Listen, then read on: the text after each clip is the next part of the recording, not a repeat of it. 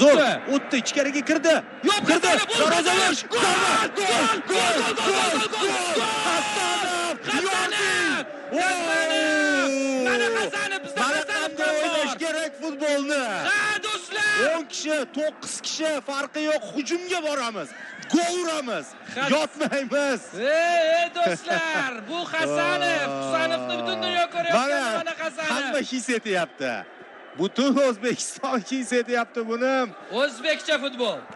Chempionatdagi eng super gol shu bo'ladi.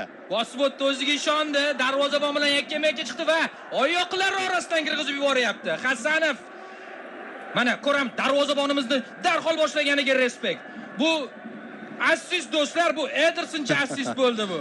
Qarang qanday o'tib ketdi Sadriddin. Hop, oyoqlar orasidan. Go'zal. Va yana bitta oyoqlar orasidan.